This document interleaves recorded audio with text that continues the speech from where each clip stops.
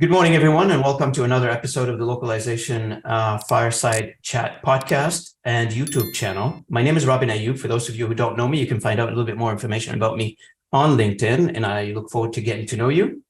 And I'm the founder of this platform. And for those who are interested in becoming part of the platform, I highly encourage you to engage with me by liking, sharing, commenting on these episodes, and check us out. We are available on YouTube and the various podcast channels. And we have an announcement to make today. We just added a TikTok portion of the channel, meaning that we have now short videos that we grab from various interviews that we do with our audience, with our guests. And then we put them on TikTok for those who are like to enjoy short videos on TikTok. So that's a platform that is available to everybody now, and everybody likes to use TikTok. So we thought to add another channel, but we're available on Applecast, we're available on Spotify, and a variety of other your favorite downloading channels of podcast. Today, I'm happy and honored to have with me my guest, Paula McGrath. She's the Managing Director of International Achievers Group. And Paula normally sits in Ireland, and I'm in Toronto, but today she is in Boston, and she is my guest. And today's topic, we're going to be covering the hiring and recruiting on a global scale, in a global environment, in today's environment, and the variety of items that goes into that: remote working, temporary recruiting, long-term recruiting, executive recruiting, a variety of topics that we're going to dive into today with Paula, and I'm happy and honored to have her with me. As we say on this channel, and it's very valid after so many interviews I've done so far, everybody in our industry has a story. And an intriguing story. You know, I've presented my story a million times. I'm the guy who got into the industry because I got onto a flight from one place to another, sitting beside me somebody who 2 hours later convinced me to come in work in this industry. That was 21 years ago, but fascinating. And you can look up my story in previous episodes. But now Paula has an interesting story. I was reading her bio. It's pretty intriguing. And Paula, would you mind sharing with the audience, first do a little bit of introduction about yourself and tell us, what's your story? How did you get into the industry? And welcome to the show, by the way.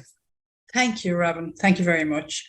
My background, I started out my professional working life working in firms of accountants. As everybody can tell from this accent, I'm Irish through and through, born and bred there.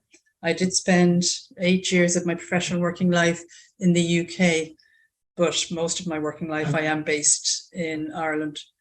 But the starting part of my professional working life was in firms of accountants, where I qualified as a tax accountant and went all the way through and ended up being a tax partner designate in a firm of accountants actually based in the UK. I came back from the UK after sort of 7 or 8 years. I wanted to come back and settle at home. It's actually funny when I look back now, at the time when I was only in my 30s and I looked at my parents who were fit and healthy and hearty 60-year-old people, or mid-60-year-olds. I actually thought they were starting to be elderly. I thought I'd better go home and be one of the dutiful children. But I also loved living in Ireland. It offers a very, very nice lifestyle. So went home, and at that stage also had a change of career, stepped out of firms of accountants, and I set up a recruitment agency with another guy. We were joint business owners and joint CEOs. I learned an awful lot from that experience, I can tell you. And we were very, very lucky. We worked very hard. That really was the right combination of skills and experience and personalities, even though there was a fair amount of headbutting that went on because it was two strong headed individuals, but it worked very, very well for both of us, because both of us realized that you have to step back in an argument from time to time where nothing gets done. And then I have been in recruitment ever since. So I have actually been in recruitment. I've actually bought agencies, I've sold agencies, recruitment agencies. I've been personally involved in raising finance for my own business. I have been part of advisory teams helping others to raise finance for their businesses. And I ended up, so I have actually now been in recruitment longer than I worked in firms of accountants, quite a bit longer now. And I love it. I do. I love what I do. I've ended up staying in professional services.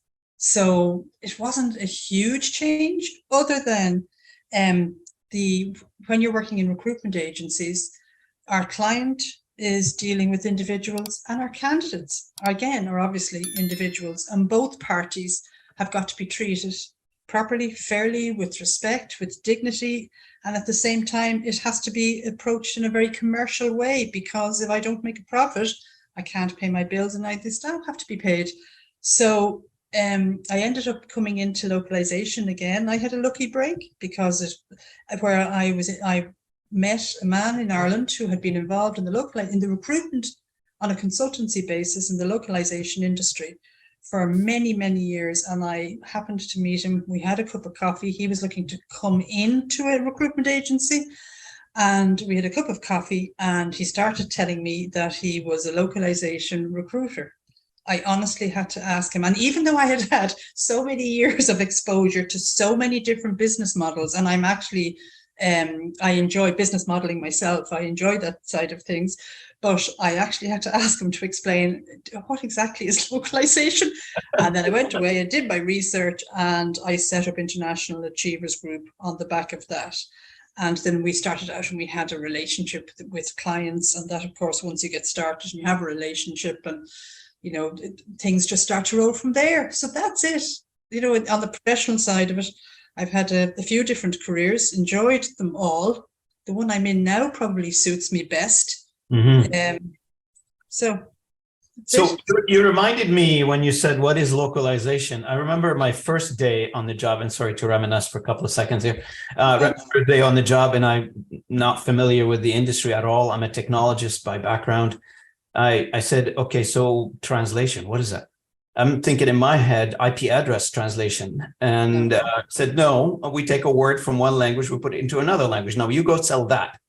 And that was the extent of my pretty much high level, I want to say 1 million foot training into an induction, to be honest, into the industry. I'm talking like 21 years ago. Today, things are a lot more extensive in terms of how you train somebody who's coming to the industry. But it was pretty much, we take content from one language, put it into another language, you go figure out the rest of it. So because 21 years ago, the industry was not as evolved as it is right now. And, I want to ask a question, because I saw somewhere on your profile or in your bio, the merger and acquisition part of your business. Yeah. And although the topic today is recruiting, tell me a little bit more about that. Just we'll give it a little bit of a quick light, I guess, on that topic on your side. Delighted to do that.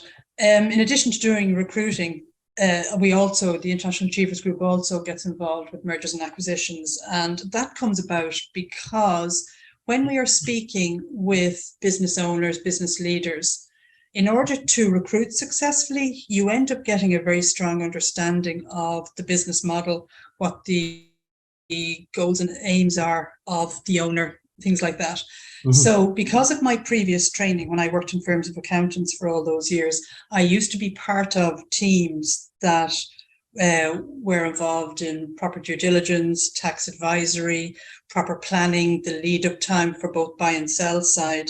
So I am 100% comfortable in having those conversations. And I discovered that some business owners were very happy for both buy and sell side to have those conversations with me. Now, it's a very, very interesting part of the industry that truthfully I have other recruitment agencies as well, but this International Achievers Group is actually purely around the localization and translation sector. Mm-hmm. But the interesting thing about, when a buyer or a seller, or honestly, more often than not, the seller is talking to me, there is regularly a lead time, a proper planning lead time needed to maximize a sale price. So coaching around that is key. I actually love that side of the business. But also managing everybody's expectations is number one, because if people's expectations are not managed, it becomes very distressing for the person trying to sell. And also sometimes the reason people are trying to sell, it's not always for happy circumstance. It's not always because a person is ready to retire. There might be other factors that are actually forcing the issue.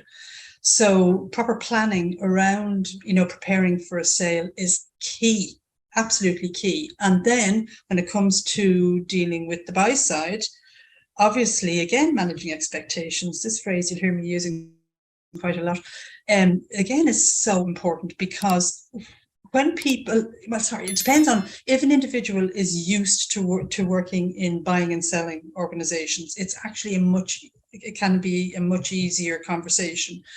But if you have a buyer who is not a sophisticated buyer, and that is not referring to the individual's level of personal sophistication, I'm talking about their experience in the business world, sometimes the expectations are unrealistic, and a lot of the buyers are depending on funders. Now, in my organization, I actually partner with a private equity house to help, if needed, funders, or to help even if sellers, to sort of roll up organizations. There's all sorts of, I won't get too technical about all this, but so it is a large part of this industry, particularly within the 1 to 10 million turnover space. And then you have to obviously what we do is we obviously segment it by turnover, location, industry on both the buy and the sell side. And then that part is all very easy to do, because that's the only thing that you can put onto a spreadsheet.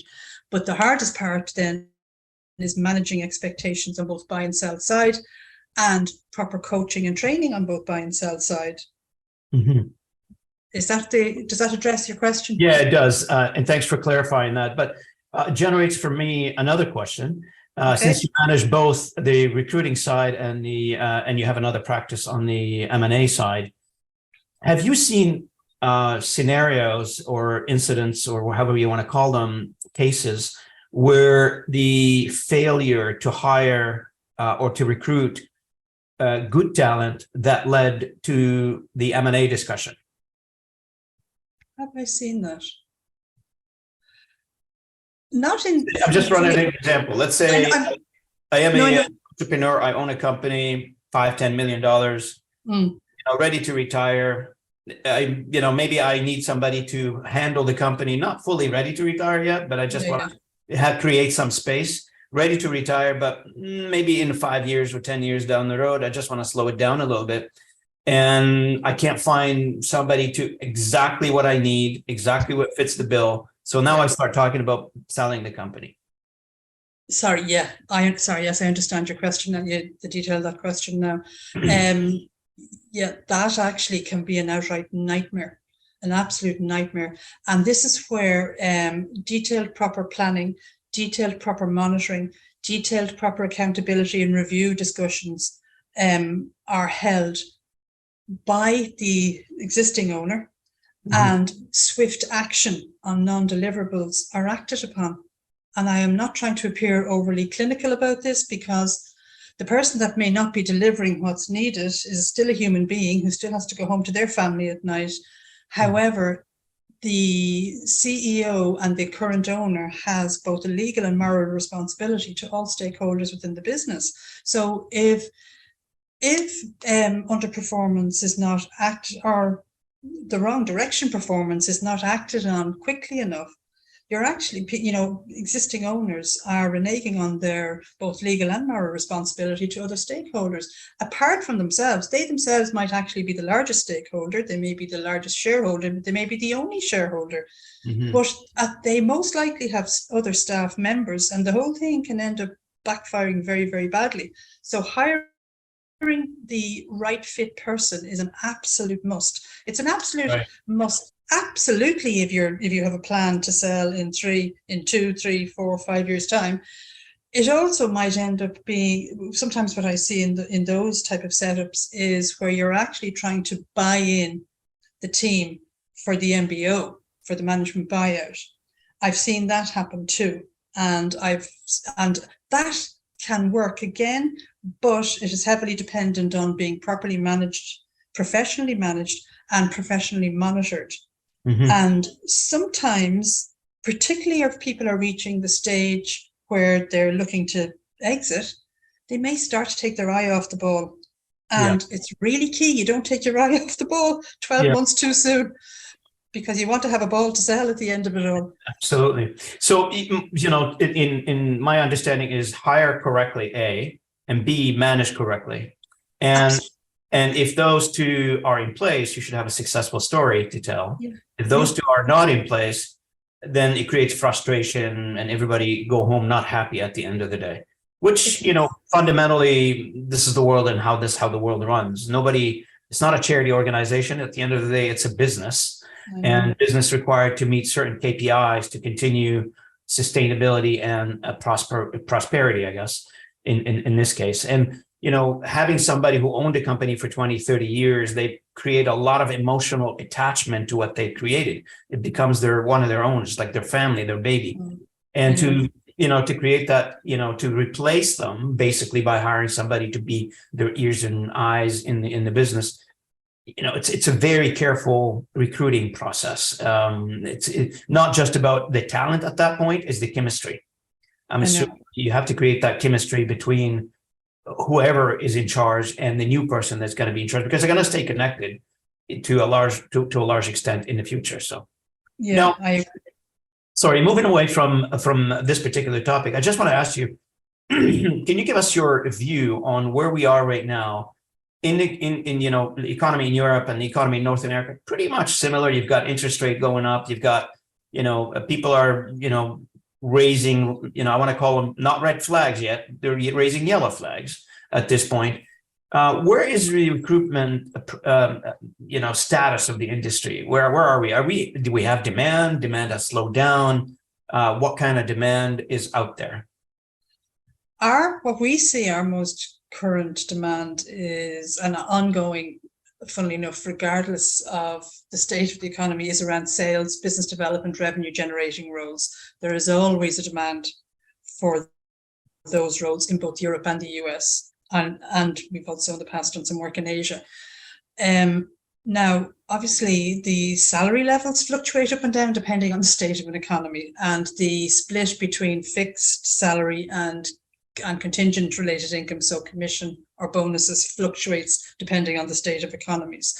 What we have seen in the last year or two is following on from the discussion around the famous AI, is people, I think, are trying to decide the split between people hired with the more traditional background and experience, and then going out and looking for people with the newer skill sets. So, and that can delay a recruitment process. So we start off having a conversation with an organization who are saying, we want engineering staff with a particular background, and then 4 weeks into the process, so off we go. We're looking at a combination of our database, and we do a fair bit of headhunting, and we obviously never headhunt from organizations that we work with. We've never done that, never will, but we do a lot of resourcing using the digital platforms. That's the standard way nowadays. Everybody gets screened and interviewed, and then we could be 4 weeks in, and next thing we get a call saying, okay,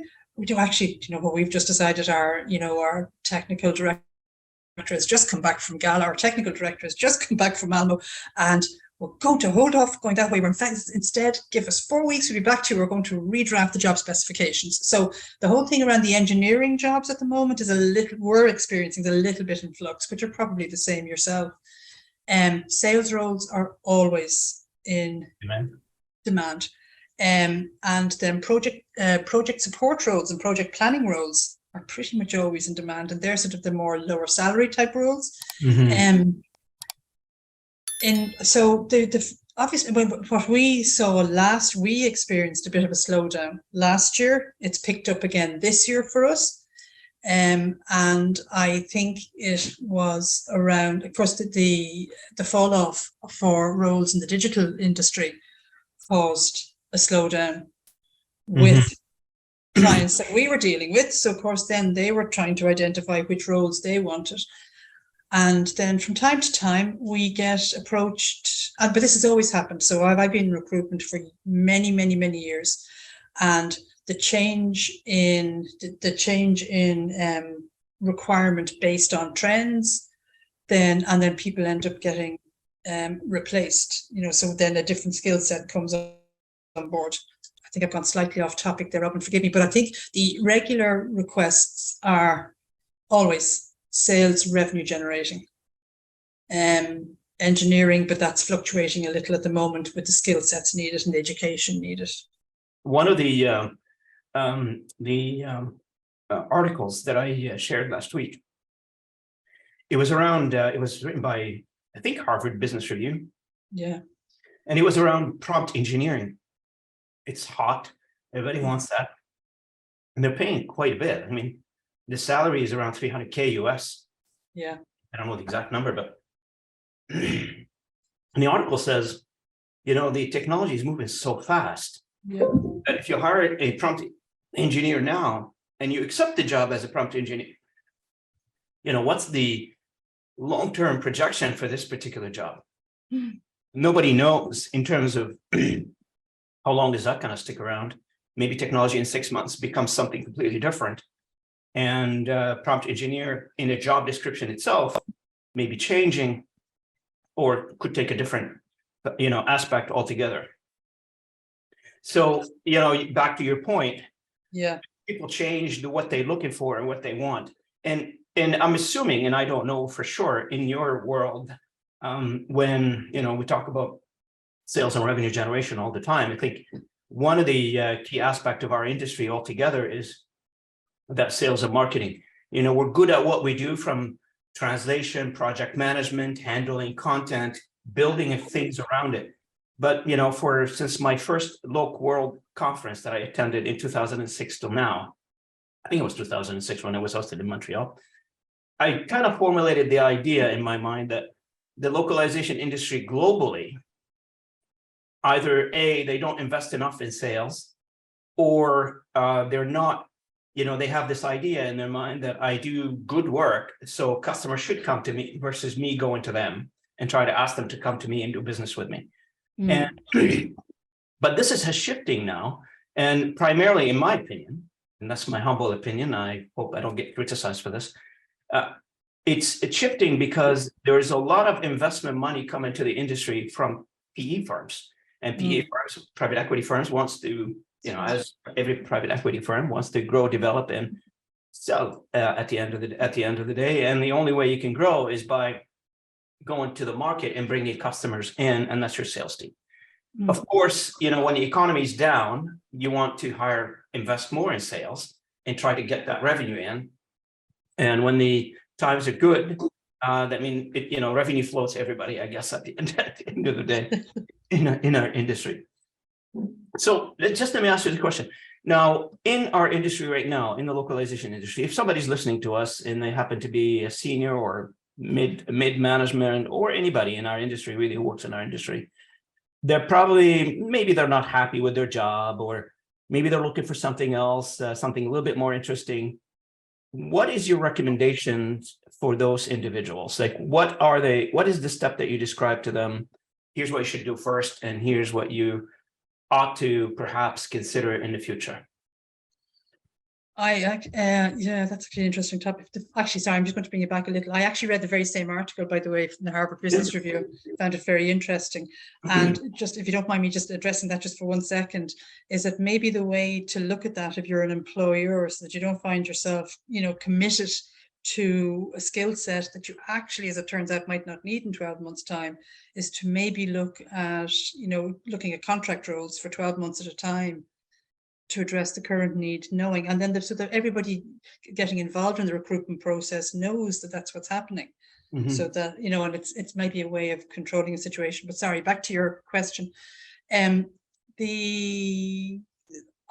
come across this situation actually more often than you might believe, and it could be because I'm sort of the owner of the business and maybe a little more mature in my age and have been around the block a little bit. And we genuinely do work towards a very decent life in our business world, because although I do repeat this message, we have to make enough money to do, you know, to pay the way. We're all dealing with humans. And when anybody who comes to us as a candidate, most times they're coming to us with vulnerable information at a vulnerable time in their life. They may not have chosen the situation. So just be decent. That individual is going home that night to somebody, or even if they're going home on their own, So anyhow, yes, I do get approached by a number of people saying, I don't know what to do next. I actually don't like this company, don't like this job, don't like this industry, don't like whatever they don't like. Or my hand has been forced, I'm now out. And I think the number one thing, exercise that's worth undertaking is to look at, rather than automatically going and doing exactly the same that you have been doing for the last 10 years, 5 years, whatever length of time, maybe 20 years. And the unfortunate thing, if you're in something for 20 years, it can be a little difficult to make a change. But to look at, to do a critical assessment of, are you sure this is what you want to do next? Because everybody has responsibility. If you join a new company in a new role, you're going to get paid a salary at the end of every fortnight or every month. So are you comfortable you're going to deliver to the best standard? Are you comfortable that you're going to be able to do that?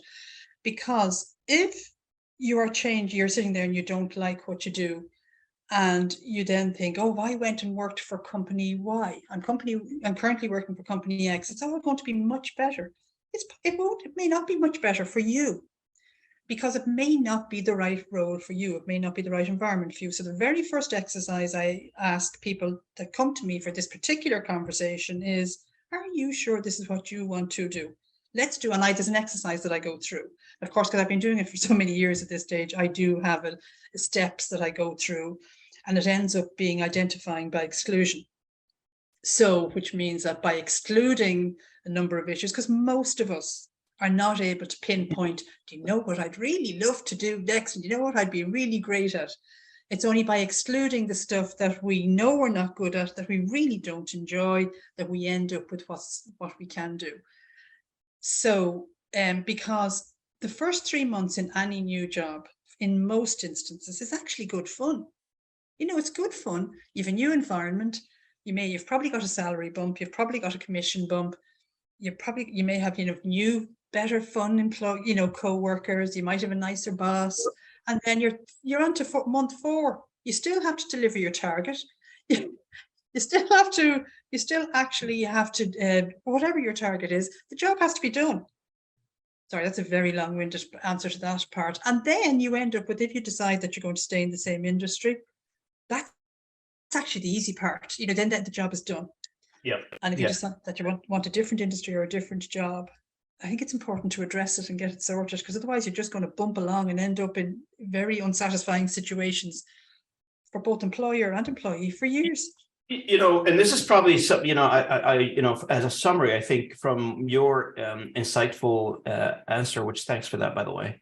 And a lot of people don't know that, and they probably scan through it and they probably don't give it too much attention, is that soul searching that you do at the beginning, when you decide that this is not working for you anymore and you want to switch, or you want to change the road here in terms of your employment.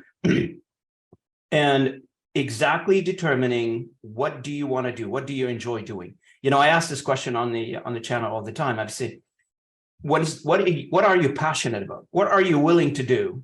You're passionate so much about something that you're willing to do it for free. What is it? And then if you determine and you say, I want to be a project manager working for a localization firm, they're going to pay you, of course. You're not going to work for, but gauging that passion or that comfort level as a person with a job that you're going to be doing day in, day out. That is very, very important, because if you don't, and you're just doing it for the salary, you are going to get frustrated at some point, and you got to go repeat the same cycle again. And let me break it to the audience. Yeah, there are some variations between different companies in our industry, but pretty much the same. They are pretty much the same. Yeah. And there maybe have a little bit different, HR benefit, or they may be paying you a little bit more here and there. But overall, we pretty much all do the same thing, and we expect same pretty much results. You expect some profitability, you expect to serve your customers well, and it doesn't matter if it's small or a large company. It's the same idea. You don't want to be moving from the hot place to the frying pan, or however they say that. So you want to make sure you do it well, prepare yourself, and when you're ready, or if you want to, I'm assuming they can reach out to you, Paula, if they want to conversations, etc., or your team. So let's move on a little bit. I mean, as we mentioned earlier about prompt engineering, obviously the landscape of recruiting is moving, and it's a lot of changes in the landscape and the pieces that they're moving around, technology, investment coming in, I want to grow fast, etc.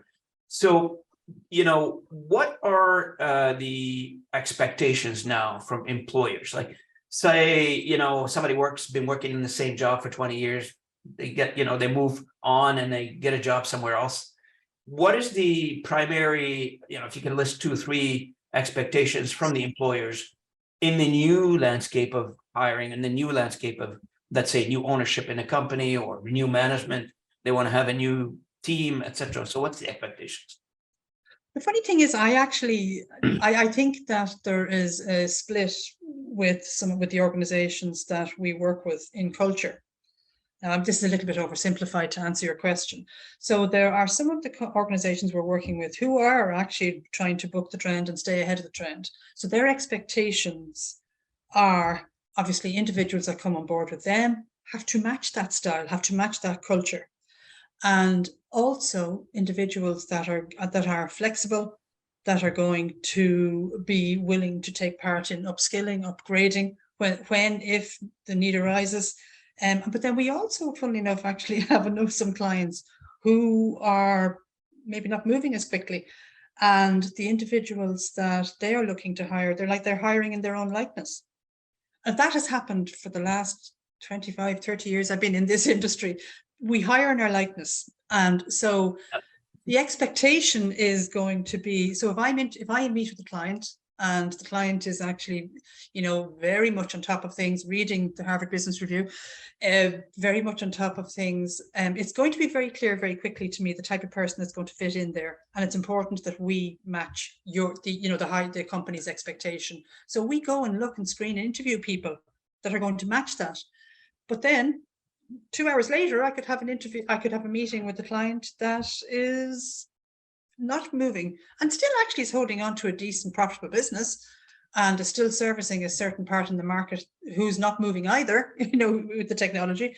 So the people that we look for them match that culture and that environment and that expectation. So the expectation really matches the culture within the organization that's hiring. I don't know if that's too vague for you, but every organization wants to hire people that are going to make the boss's life easier, that they can go home a couple of hours earlier on a Friday.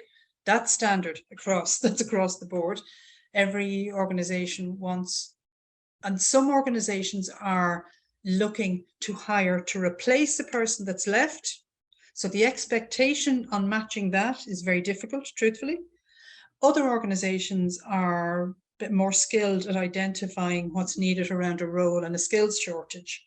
That truthfully is a little easier to match around expectations, because a lot of us have people that work with us who are superstars, absolute superstars, and they retire, they get tired, they get fed up, they pass away, whatever happens, then we spend too much time sometimes, or some organizations spend too much time replacing that person who's gone. Mm-hmm. That actually is hard to match. Yeah. Now, in terms of hiring alike, let's be a little bit disruptive here. Is that a good strategy? I mean, do you want same old in the new hire, or do you not want to have a little bit of fresh new ideas? Break the mold, if you will, change things around in your organization by introducing a new, however new is defined nowadays. What do you think of that idea? I personally prefer the disruptive approach, but I'm very fortunate in the amount of management training that I've had over my life, the professional training I've had over my life.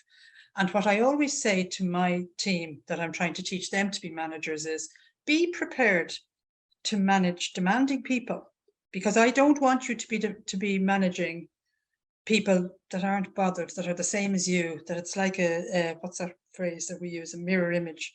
That's not the exact phrase I'm thinking of. I personally prefer that environment, but I am 100% comfortable to sit in a room and not be the smartest person in the room. I have also come across organizations where the business owner, the business leaders are not that, they don't think that way, they don't operate that way. And again, to be honest, have very, very successful businesses. Mm-hmm. So I do believe it's the horse for the course. I don't know, is that a familiar term in the States? But yes, I understood it. Yeah, okay. So it's important to pick the right horse for the right course. And we've actually, I mean, again, over the years, I've sat in meetings with clients and with organizations, and the person sitting opposite me, the client who's the hiring company might actually be saying that, and this individual might actually be quite morose or quiet in their communication style. I want somebody who's going to shoot the lights out. Two things. The person who's going to shoot the lights out might actually sit at the interview and think, oh my God, where's the lights being shot out here? This is not for me. But if that individual then does get across the line and decide, that the offer is made, the person accepts the job, I really do. That doesn't always work out brilliantly well. So the individual that hires outside their likeness, I believe it works better if that individual has a lot of management training and is comfortable in managing people not like themselves. But not enough. Sometimes business owners have had no technical managing training, and what they know how to manage is people like themselves.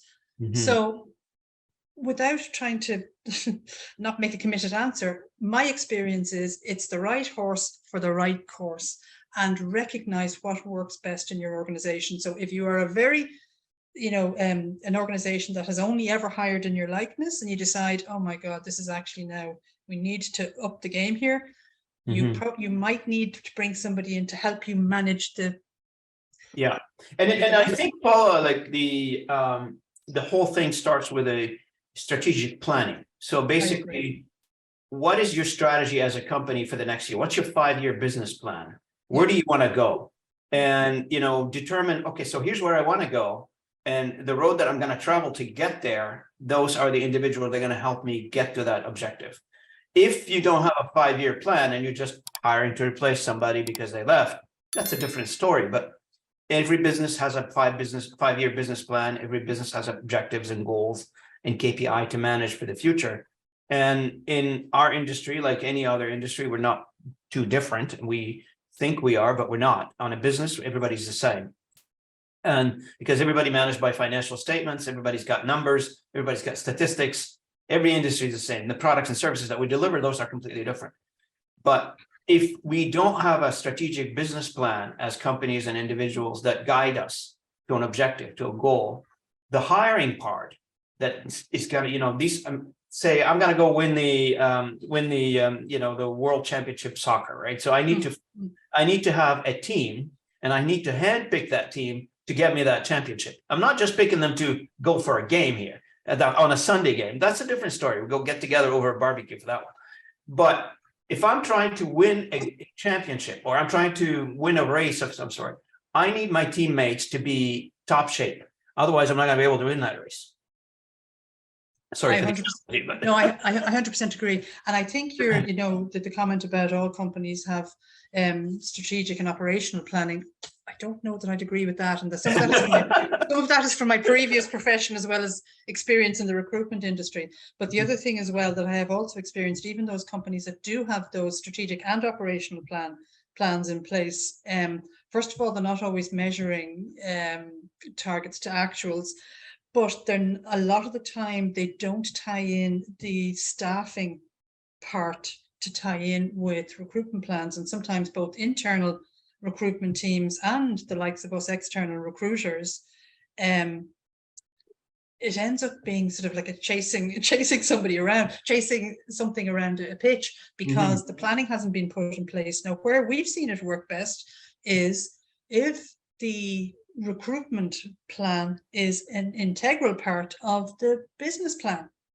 Because you're right, if you decide that to date we have chased the pharmaceutical market and now we're going to go into the financial services market, you actually need a different type, you need a different skill set, so when are you going to hire, who are you going to hire, what's the budget for it, what are going to be the onboarding plans, what is going to be the retention plan? And that's something that I'd also like to have a very quick chat about, because recruiting and hiring is actually inexpensive. Talent acquisition is inexpensive for every business, whether they're using internal recruiters or external recruiters.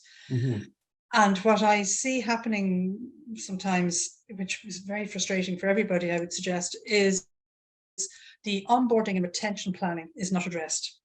So after going to all that time and effort of, and cost of a talent acquisition, and you then, I believe it's really valuable time spent and a little bit of money spent if needed to have a proper onboarding system. Correct.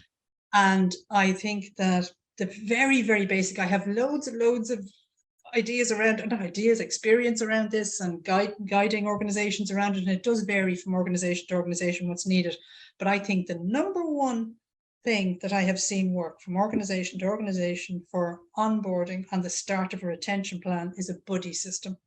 And it's really easy to do. So you find, if you hire, you pair people together, just give them one buddy. So, and the person that's in your company is normally honored and sees it as that they've been trusted with this responsibility.